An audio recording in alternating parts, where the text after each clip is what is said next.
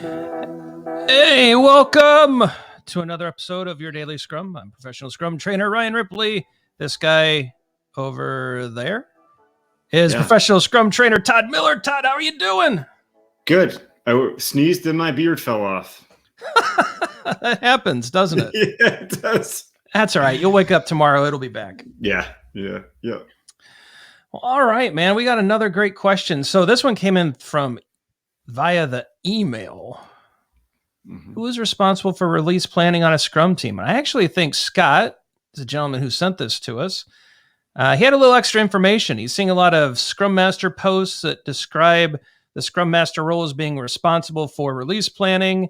But he wants to know, is it the product owner, the Scrum Master, developers, a Scrum team? What's up with this? Who is actually responsible for release planning? What's your take on this, Todd? I'm writing down some notes right now because let's think about this, right? And to me, there's a whole bunch of different aspects when we say release plan. Maybe we should sometime define what a release plan is, but it's something longer than a sprint, right? Yep. Some kind of plan has multiple sprints to it, whether that be we need this bundle of features released at this given date or time, or maybe the release plan is what do we think will get done by this date? So is that good enough? I think that's good enough definition right now. I think that works. Yeah. So I'm thinking couple elements involved here in release planning, Ryan, right? Is like the actual forecast of itself and who provides that forecast. Yep. The expectation setting, not only with the Scrum team, but the expectation setting with outside members, right? Stakeholders, customers. I'm hearing a lot of product owner kind of stuff so far. Well, maybe except for the first thing, because who estimates work? Well, I mean, that's developers, right? So I'm hearing some developer stuff. I'm hearing some product owner stuff. I even think the Scrum Master is supposed to help with the effectiveness of these releases and of these increments being created, right? Yeah, and to make sure that these release plans don't become, to our earlier episode, don't go chasing waterfalls. Right, TLC. TLC, that these release plans don't become waterfall release plans, right? So where I think we're going here is, I personally see release planning as a Scrum team activity, right? And I see you nodding, which makes me happy that we're in alignment here. I thought we were going to have our first argument on your daily Scrum. Think so. No. Besides the whole Cobra Kai thing, which I clearly won with Eagle Fang Karate. But yeah, so I'm sorry to interrupt with ridiculousness, but the Scrum team, yes. Yeah, I have to go with the Scrum team. Certainly the product owner owns a lot of the product aspects, as Todd was saying, the expectation setting with stakeholders, all of those product ownery activities. And look, the product backlog in and of itself is a forecast of the future vision of the product. Mm-hmm. And so you could actually turn the product backlog on its side and start looking at an initial release plan. But the developers provide the estimates, they provide the forecast of work.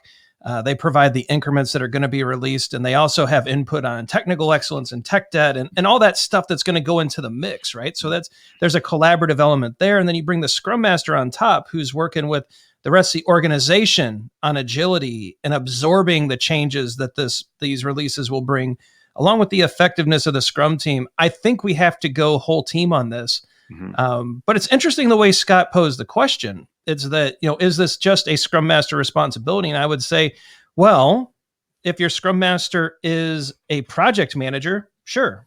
Yeah. Right? Yeah. And this goes to, a lot of what we see here as far as job descriptions for Scrum Masters and what they entail. And they'll say about be able to release plan, right? Like, we're talking about all these aspects of release planning, and setting expectations, understanding value propositions, ordering the product backlog, product owner, right? Estimating the work, knowing how it might get done, developing some strategies for technical excellence along the way, and emergent architecture.